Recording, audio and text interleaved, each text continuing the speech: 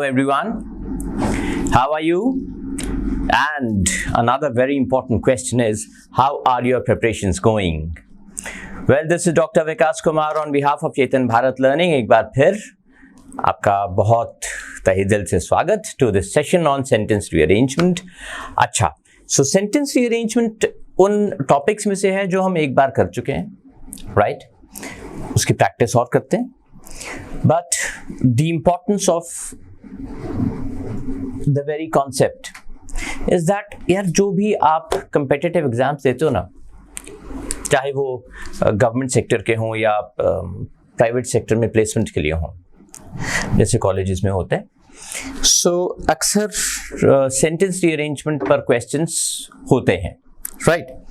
सो अब अगर sentence rearrangement के प्रैक्टिस आपकी कम है तो फिर नेचुरली वहां पर जब ऑल ऑफ अ सडन आपको एक ऐसा जम्बल्ड पैराग्राफ दिया जाएगा तो उसको सेट करने में आपको काफी मुश्किल होगी, काफी मुशक्कत करनी पड़ेगी.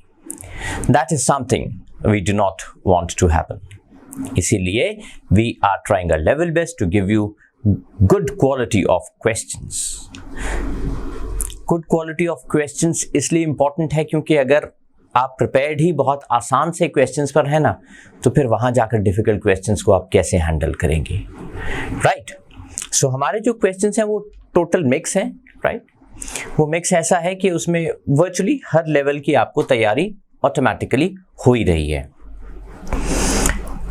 But as I said earlier, in fact जैसे मैं हर वीडियो में अपनी हमारी ये बात होती भी है, हमारी जो प्रैक्टिस है ना, ये जो हम क्लासेस में प्रैक्टिस कर रहे हैं, आपके साथ सेशंस शेयर कर रहे हैं, ये तभी इम्पैक्टफुल हैं, तभी फायदेमंद हैं माय डियर फ्रेंड्स, जब आप प्रैक्टिस करें, आप मेहनत करें.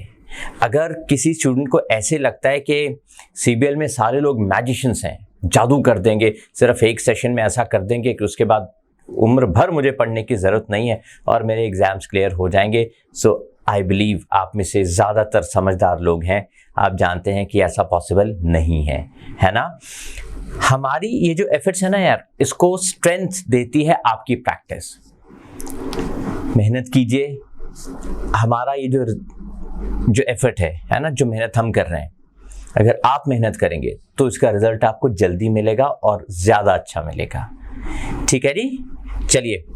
सो टीम एफर्ट हमारा और आपका. Let's begin the session. All right, चलिए जी. फर्स्ट क्वेश्चन इकोनॉमी पर आ गया. अब सबसे पहली चीज़ ये कि जो हम ये प्रैक्टिस कर रहे हैं, इसमें कई क्वेश्चंस हैं अलग अलग एरिया से.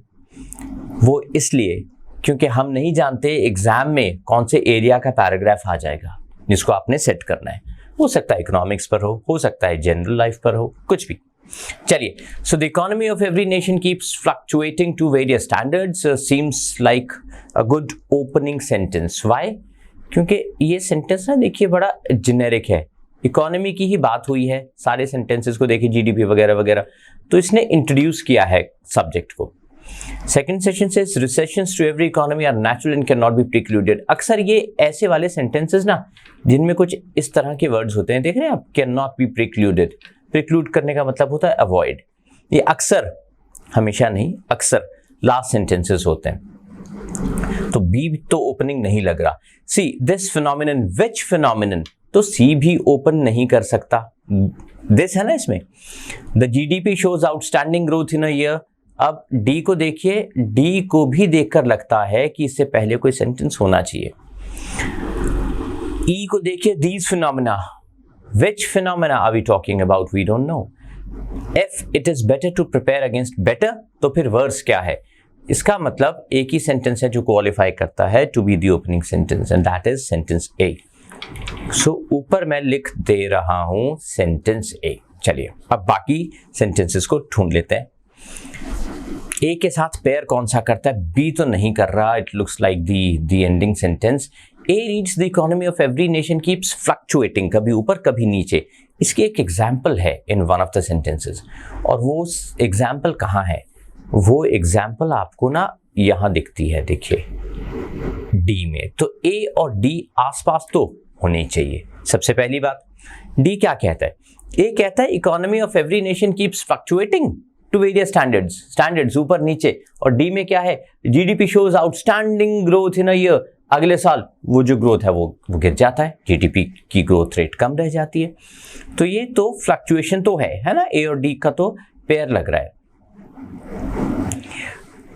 अच्छा, डी के बाद अब क्या मैं सी करूं, this phenomenon also validates growth and then recession, लग तो रहा है, या फिर मैं ये लिखूं दीज फिनोमिना।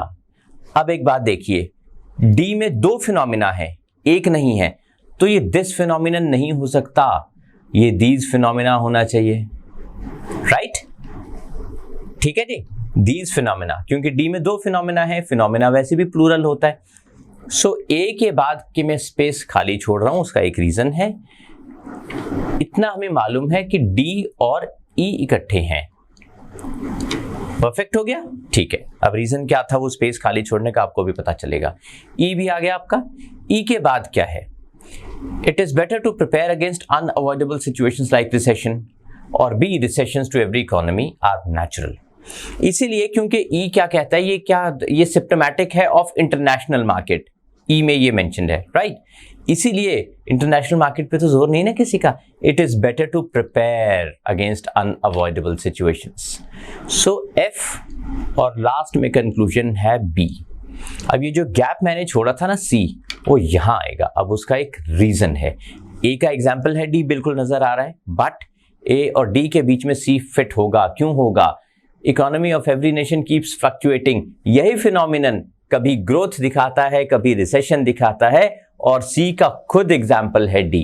ग्रोथ और रिसेशन डी में है, जीडीपी की ग्रोथ बढ़ी फिर कम हो गई।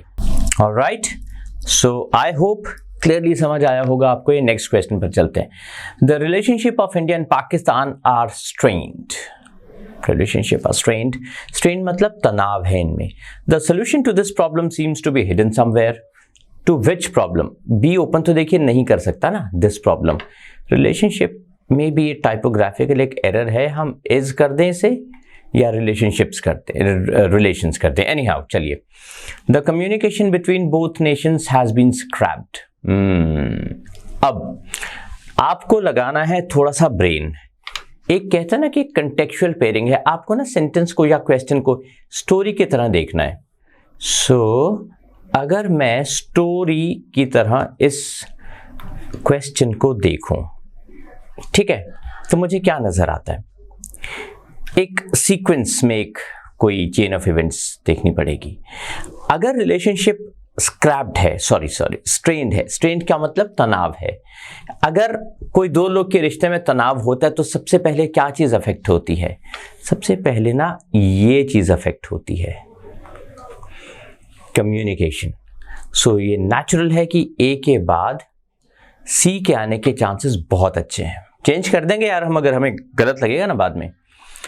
D reads America and some other countries have proposed to intervene to minimise the internecine. Okay, ठीक है। The internecine tension, again there is typographical error, alright, ये नहीं होना चाहिए, ठीक है। द इंटरनेसाइन टेंशन, इंटरनेसाइन क्या होता है? Dangerous. In such a situation, communication seems impossible as intrusion has been perennial. Perennial मतलब continuous.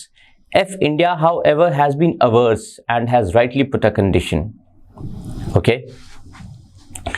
अब सीक्वेंस को समझते हैं। ए के बाद हमने सी लिख दिया, कम्युनिकेशन स्क्रैप हो गया। अब क्योंकि इनका कम्युनिकेशन स्क्रैप हो गया, शायद इसलिए America and other countries have proposed कि भाई हम बीच में आ जाते हैं। मे बी ऐसा हो सकता है ना, लगता तो है, क्योंकि उनको लगा होगा अमेरिका को कि इनकी भाई बन तो रही नहीं है, बातचीत तो हो नहीं रही है, तो हम ही बीच में आ जाएं। ठीक है, ए, सी और डी का सेट लगता है। डी के बाद इस सिचुएशन में कम्युनिकेशन इम्पॉसिबल है, चाहे अमेरिका हो या कोई भी हो, क्योंकि इंट्रूजन कंटिन्यूस है। मान लीजिए हम ई लिख देते हैं, ठीक है। अब एफ लिख देते हैं, India however has been ours, ठीक है। अब हमें अपनी गलती समझ आ गई। एफ में क्या है? India however has been ours. Ours मतलब हम खुश नहीं हैं इससे, अग्री नहीं किया इंडिया ने, ठीक है। किसके लिए अग्री नहीं किया? अमेरिकन इंटरवेंशन के लिए। इसका मतलब डी और एफ का पेयर है। हमने बीच में ई कर दिया। ठीक है जी, आई होप आप फॉलो कर पा रहे हैं। ए सी, राइट। इसके बाद मैंने कहा डी और एफ का पेयर है ना, ये देखिए डी और एफ का पेयर बनता है। ठीक है, सी में कहते हैं कम्युनिकेशन स्क्रैप हो गई है। इस सिचुएशन में कम्युनिकेशन इम्पॉसिबल है क्योंकि रिलेशनशिप स्ट्रेन्ड है, स्क्रैप हुआ और आगे होना भी इम्पॉसिबल है। A C E form a set and then you have D and F, फिर आपका बी।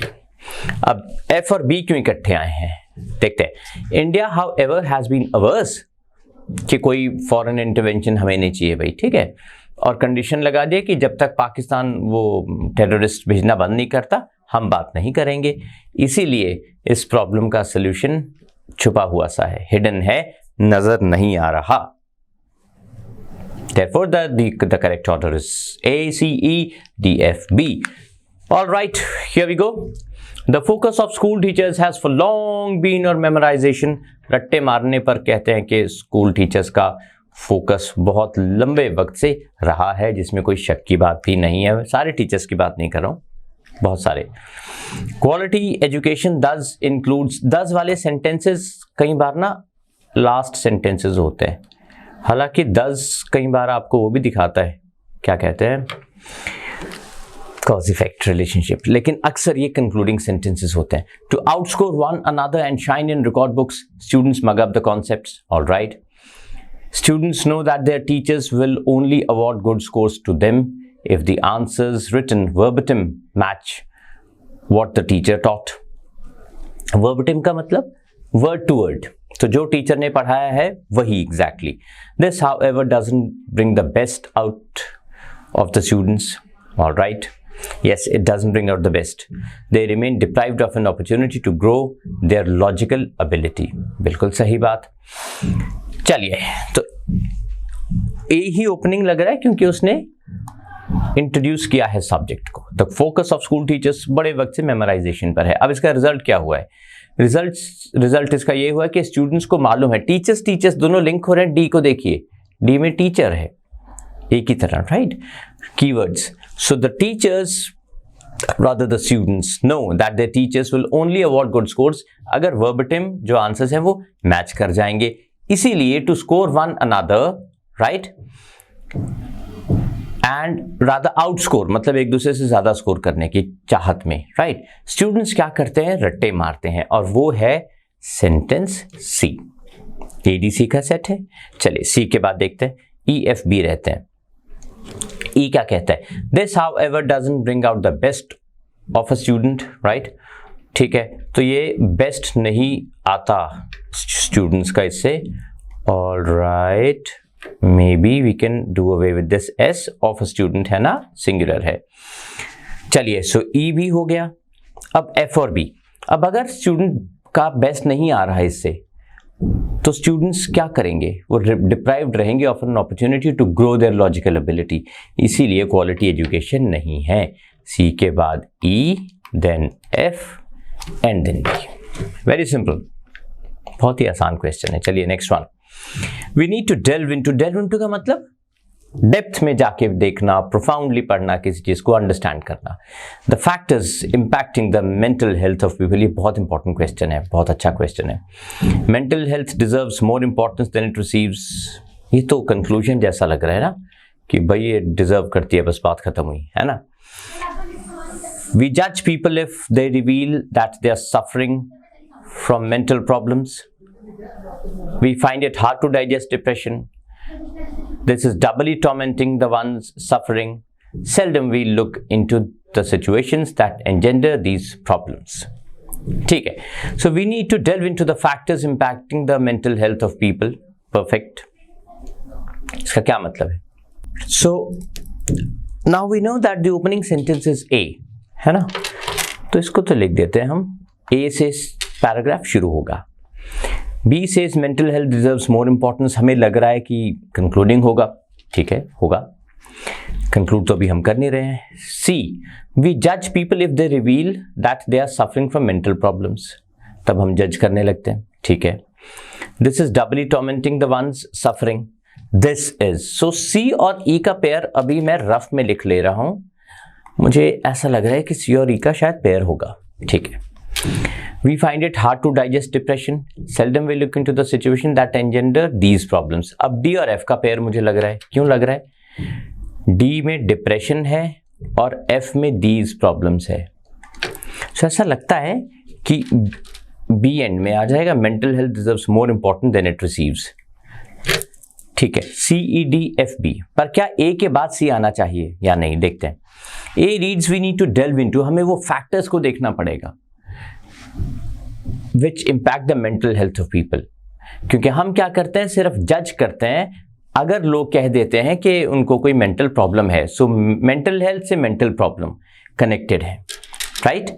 सी के बाद हमने लिखा है E, C rather E reads this is doubly tormenting. Tormenting का मतलब होता है तंग करना, टॉर्चर करना, परेशान करना। सो डबल टॉर्चर है उनको जो ऑलरेडी मेंटल प्रॉब्लम से जूझ रहे हैं, वो ई आ गया। Then you have D. ऐसे ही प्रॉब्लम्स में जो लोग पढ़ के डिप्रेस हो जाते हैं, उनके डिप्रेशन को हम लोग we find it hard to digest, हमें डिफरेंट लगती है ना वो चीज़। Then we have F, seldom का मतलब रेयरली, बहुत कम हम लोग इन सिचुएशंस को देखते हैं। Then you have B, right. So we are going to look at the next question. Bollywood music these days is deteriorating in standards big time. इसमें कोई शक की बात नहीं है भाई, बहुत करेक्ट बात है।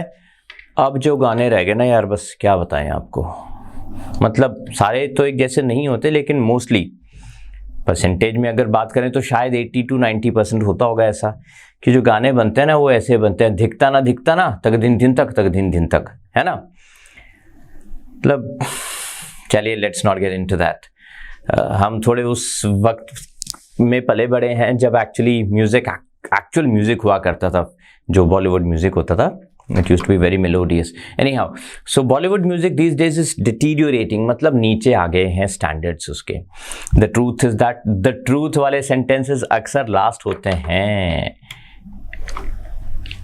ये बी ना तो ओपन करेगा ना ए के बाद आ सकता है। चलिए आगे चलते हैं। Vocables have taken over good lyrics. Vocables क्या होता है? यहाँ पर आपकी vocab का काम है। Vocables उन लिरिक्स को बोलते हैं जिनका कोई मतलब नहीं होता। ला ला ला ला ला ला ला, ताना ना ना ना ना ना ना, ये सारे वोकैबल्स हैं। चलिए, vocabs have taken over good lyrics, okay. Further bawdy lyrics, bawdy क्या होता है? बॉडी होते हैं यार ये शब्द जो दिख रहा है ना आपको डी में, ऑब्सीन, गंदे, vulgar. We rarely get to hear songs with good poetry. A के बाद ई, दोनों जेनेरिक सेंटेंसेस हैं। E seems to make a good pair with A. Deteriorate हो रहा है म्यूजिक स्टैंडर्ड्स में, क्यों? क्योंकि पोइट्री ही खत्म हो गई है, अच्छी पोइट्री मिलती ही नहीं है, राइट। मैंने आपको डी का क्या मतलब बताया, डी में बॉडी लिरिक्स, गंदे, ऑब्सीन। सॉरी एफ को पढ़ लीजिए, ऑब्सीन लिरिक्स। मैच हो रहा है, यानी डी और एफ का पेयर हम जरूर लिखेंगे, राइट। और बी क्या है? सच ये है कि वो वही बेचते हैं जो हम खरीदते हैं। हमें गंदे लिरिक्स पसंद है, इसलिए वो गंदे लिरिक्स बेच रहे हैं। बीच में आपका एक ही सेंटेंस रह गया, दैट इज सी। अब देखिए उसमें भी लिंक है, ए के बाद ई, दोनों जेनेरिक सेंटेंसेस। ई में क्या लिखा है? We rarely get to hear good songs with good poetry. और सी क्या कहता है? जब पोएट्री की बात करते हैं ना आप कि पोएट्री खत्म हो गई यार गानों से, तो रह क्या गया है? वोकैबल्स, कुछ तो आएगा ना। So vocabs have taken over good lyrics, A E C D F B इसका करेक्ट ऑर्डर है। कोई बहुत मुश्किल तो ये क्वेश्चन था भी नहीं। Next one, alright, it is striking that mannerisms have become very materialistic. यार ये ओपनिंग सेंटेंस होना ही चाहिए, शुरू इसने ऐसे किया है। इट इज स्ट्राइकिंग, हैरानी वाली बात है। फिर आगे सब्जेक्ट आ गया, ठीक है। सब्जेक्ट ये हो गया इसका सब्जेक्ट, तो इसमें तो कोई डाउट ही नहीं है, A has to open, right. B क्या है? देखिए my dear friends, B is a sweeping statement. Money has taken over all emotions. C क्या है? इंडस्ट्रियलाइजेशन। सो ये जो स्वीपिंग स्टेटमेंट्स होते हैं अक्सर लास्ट सेंटेंस होती हैं। C, industrialisation has impacted us in a big way, it has. D, humanity has exceeded to the demands of the rampant powers. It has made us brutal at heart. Okay. Excuse me. Affinity, friendship have been jeopardized. Jeopardize मतलब खतरे में पड़ गई हैं. ए तो ठीक हो गया, ओपन करेगा. इट इज स्ट्राइकिंग कि हमारे जो मैनरिज्म्स हैं वो मटीरियलिस्टिक हो गए हैं. मटीरियलिस्टिक हो गए हैं मतलब पैसे ये सब से ही हम लोग रिलेशनशिप्स को तोड़ने लगे हैं. तो अगर ये है तो इससे हम ब्रूटल बन गए हैं एट हार्ट. मटीरियलिस्टिक होने से फीलिंग्स चली जाती है ना. We have become brutal at heart. जब हम ब्रूटल हो गए तो affinity, friendship have been jeopardised. खतरे में पड़ गई है अफिनिटी, भाईचारा, दोस्ती खतरे में पड़ गया है. F right. खतरे में क्यों पड़ा है? Industrialisation has impacted us in a big way. अब मैं ये कर दूं सी. राइट. इंडस्ट्रियलाइजेशन ठीक है जी, सी भी कर दिया. इसके बाद फिर मैंने लिखा है बी या डी, अभी भी रह गया है. अच्छा, इंडस्ट्रियलाइजेशन के बाद देखिए सी और डी का पेयर है. इंडस्ट्रियलाइजेशन और डी में क्या है? Rampant powers. रैम्पेंट क्या होता है? जो चीज बहुत फैली हुई हो, तेजी से फैल रही हो, और वो क्या है? पैसा. राइट. सो डी, और क्योंकि डी में पैसे वाली पावर्स की बात की गई है, बी में भी पैसा ही है. ये आपका बन गया ऑर्डर. अब इसको रिव्यू करते हैं. It is striking that our mannerisms have become very materialistic. बिल्कुल ठीक. It has made us brutal at heart. ठीक है. और इसके बाद हमने लिखा है F, affinity, friendship have been jeopardised. बिल्कुल ठीक. Then we say it is C, industrialisation have rather has impacted us in a big way. ये जो jeopardizing है ना, ये cause effect relationship भी है between F and C. Affinity, friendship ये सब क्यों हुए हैं? क्योंकि industrialization हुआ है. So cause effect, right? And then we have the last sentence B. चलिए next one. Again the opening sentence will be A. It is startling, हैरान कर देती है चीज, that education has become commercialised. So ये तो ओपन ही करेगा. ठीक है, कमर्शियलाइज्ड हो गई education. The quality of teachers and students has 10 वाला सेंटेंस थोड़ी देर पहले हमने डिस्कस किया था. लास्ट सेंटेंस होने के पूरे चांसेस होते हैं उसके. This game of money has induced ineffective teaching. Commercialise हो गया तो गेम ऑफ मनी हो सकता है. मैं ए के बाद अभी सी लिख दे रहा हूं. Many sellers have popularized this phenomenon. Which phenomenon are we talking about? Ineffective teaching. उसको popularize कर दिया उन्होंने. ठीक है, मैं डी भी लिख देता हूं. Such commercialization has hit the entire education sector hard. Such commercialization बेच ही तो रहे हैं वो, है ना. तो ई लिख देते हैं. चलिए जी, ई के बाद कौन सा सेंटेंस आना चाहिए? The impact of this commercialisation is palpable. Palpable मतलब क्लियर, दिख ही रहा है. F on both sides. कौन सी साइड्स? एफ और बी का पेयर है. F and B form a pair my dear friends. B में लिखा है ना teachers and students, the quality. तो जब ये क्वालिटी डिटीरियोरेट हुआ तो टीचर्स की क्वालिटी गिरी, उनके साथ साथ स्टूडेंट्स की क्वालिटी भी गिर गई. तो दोनों तरफ ये नुकसान एविडेंट है. ये इस क्वेश्चन का सार है. Next one. Our world is full of malicious instincts. Malicious instincts क्या होते हैं? A will open again. Malicious मतलब दूसरे का नुकसान करना. इंस्टिंक्ट्स मतलब ऐसी desire. Right. We are moving away from our traditional values. वो तो लास्ट है. We have become the perpetrators of prejudice. Okay, this has killed brotherhood and hampered unity. Such a situation has been aggravated by mutual interests and personal targets. Professionalism is continuously taking us away from our cultural values. Okay, कौन सा sentence के साथ a pair करता है? Right. So our world is full of malicious instincts. ठीक है जी. अब malicious instincts कौन कौन से होते हैं? सबसे पहले तो हमें कहा गया है we have become the perpetrators of prejudice. C. Perpetrators मतलब जो कोई नेगेटिव चीज को कैरी आउट करे तो हम करते हैं वो, तो हम मतलबी या बायस्ड हो गए हैं. उसके बाद दो और मलिशियस इंस्टिंक्ट्स का मेंशन है. This has killed brotherhood and hampered. इसने ब्रदरहुड को खत्म कर दिया, यूनिटी को भी किल कर दिया है. राइट. हमारी जो प्रेजुडिस है, दिस इसके लिए प्रोनाउन है, नाउन प्रोनाउन, ये नाउन है। प्रेजुडिस, अब जिन बच्चों ने हमारे साथ पहले तैयारी की है दे नो दैट ये नाउन और ये प्रोनाउन वाली टेक्निक से हमने इनको लिंक किया है, नाउन और प्रोनाउन, राइट।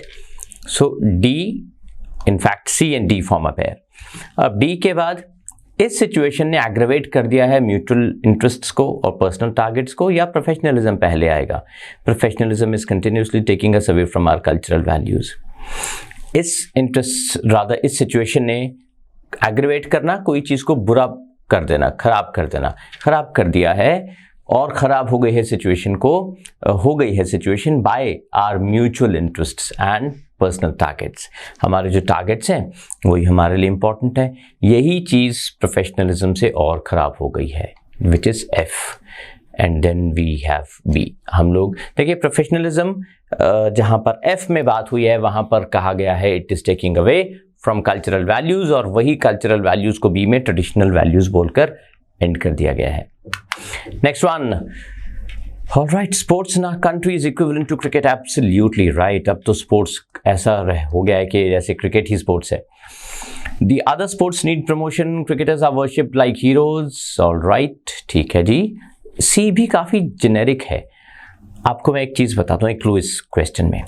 पहला सेंटेंस क्रिकेट के बारे में है, स्पोर्ट्स और क्रिकेट के, उसके बाद वाले सेंटेंसेस क्रिकेटर्स के बारे में है, तो ए के बाद सी आएगा क्योंकि क्रिकेटर्स सबसे पहले सी में इंट्रोड्यूस्ड हैं, उसके बाद तो दे करके है। डी में देखिए, डी क्या कहता है, they have all the sponsors, उनको पहले तो सी आ गया, they worship like heroes, no doubt about that, है ना। They have all the sponsors but other sports persons are grappling with dire penury. Penury क्या होता है? पॉवर्टी। सो क्रिकेटर्स को तो बहुत स्पॉन्सर्स हैं, लेकिन दूसरे स्पोर्ट्स पर्सन जो हैं वो स्ट्रगल कर रहे हैं विद काफी poverty. Penury is poverty, right. उनका स्ट्रगल तो नजर आता है सबको, is evident, but no organisation seems to be concerned about this. किसी को चिंता है ही नहीं, हालांकि उनका जो स्ट्रगल है वो नजर आ रहा है सबको। स्पोर्ट्स बॉडीज और other rich groups need to get into some action. जो स्पोर्ट्स बॉडीज हैं और अदर रिच ग्रुप्स हैं उनको जरूर एक्शन लेना चाहिए। The other sports also need promotion. बिल्कुल सही। चलिए next one, we are people who love shortcuts. हाँ, स्पेशली नॉर्थ इंडियंस, हमें तो बहुत ही पसंद है शॉर्टकट्स। बट एक बात याद रखिए, ये प्रिपरेशन के लिए कोई शॉर्टकट चलता नहीं है। चलिए, there is no shortcut to success, ये तो फाइनल हो गया यार, एंड ही होगा। ये तो कितना स्वीपिंग स्टेटमेंट है ना, कितना स्ट्रॉन्ग स्टेटमेंट है। It is not bad but we must know what is not bad. A, so A और सी का पेयर है। Loving shortcut is not bad but we must know that hard work has no substitute. It is an end in itself and if goes in the right direction it can take us to success। मतलब सी की बात हो रही है, hard work अपने आप में एक एंड है, एक अचीवमेंट है, और अगर वो सही डायरेक्शन में जाए तो हमें काफी अच्छा ले जा सकता है। That blend is difficult to strike. That blend, which blend? ये जो सक्सेस हार्ड वर्क और ये है ना सही डायरेक्शन, हार्ड वर्क भी और सही डायरेक्शन में भी जाए, तो ये ब्लेंड, ये कॉम्बिनेशन बनाना आसान नहीं होता। ठीक है, लेकिन आसान क्या है? But nothing comes easily. कहते हैं ना कि ये आसान नहीं है, पर फिर आसान है क्या? कुछ भी तो नहीं। इसीलिए there is no shortcut to success. Here we go. I hope ये सारे क्वेश्चंस आपको क्लियरली समझ आ गए होंगे। अब थोड़ा वकैब का टाइम है। Hang in their, hang in their का मतलब होता है आप लगे रहें, छोड़े नहीं, डोंट गिव अप, हार नहीं माने। Next, miss the boat. Miss the boat का मतलब होता है यार कोई अपॉर्चुनिटी छोड़ देना, लेट हो जाना। On the ball, on the ball का मतलब होता है कोई काम बहुत अच्छे से करना, so doing a good job. Pull yourself together, शांत हो जाएं, calm down। A perfect storm, perfect storm होता है सबसे बुरी सिचुएशन, जब सब कुछ बुरा ही हो रहा हो, so the worst possible situation। Okay, programme, programme के लिए सिनोनिम क्या है? डॉकेट है सिनोनिम उसके लिए। स्ट्रोल, इसका मतलब होता है टू वॉक, सैर पर जाना यार, ऐसे ही आराम से। स्ट्रिंजेंट, स्ट्रिंजेंट इज स्टॉन्च, कट्टर, जिद्दी, petrify. So the next word, yes, petrify. Petrify means किसी को डरा देना, to scare, इतना डरा देना कि वो हिल भी नहीं पाए. Next one, arrangement. अरेंजमेंट क्या होता है यार? इंतजाम, प्रोविजन, है ना? Simple. Sprawl, to spread. Spread, okay. Splinter, particles. कण को बोलते हैं, सबसे छोटे कणों को particles. Callous, cruel. Bulletin. Bulletin क्या होता है? जैसे न्यूज बुलेटिन आता है, अनाउंस होता है ना वो. So announcement. Recede, to disappear. पुराने जमाने में जब हम रामायण महाभारत देखा करते थे या माइथोलॉजिकल सीरियल्स अगर आप आज भी देखें तो उसमें देवता जी, जो भी देवता हूँ, वो अचानक अदृश्य हो जाता है ना, रिसीड करना होता है या पीछे की तरफ चले जाना, मतलब विजिबिलिटी में कम हो जाना. प्रीन. प्रीन होता है यार to take a lot of time to get ready. To take time to get dressed up. To dress up.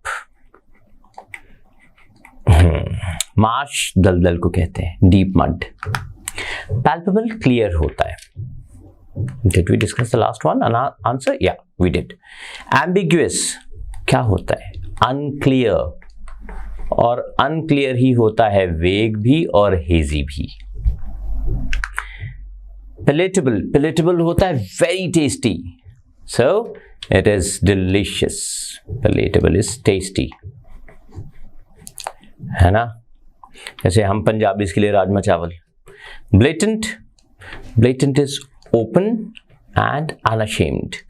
कोई नेगेटिव चीज ओपनली की जाए. एक सेंटेंस में अगर इसको मैं कन्फाइन करूं तो it will be like the blatant practice of caste is unacceptable. Schism means divide, फूट. पिक इज प्राइड का हर्ट होना. Pride, being hurt. Being hurt. Next one. Antonyms पर आ गए अब हम. Gratuitous. Gratuitous होता है यार without any purpose. तो इसका उल्टा क्या होगा आप देखिए. Without any purpose. Purposeful. All right. Subservient. One who is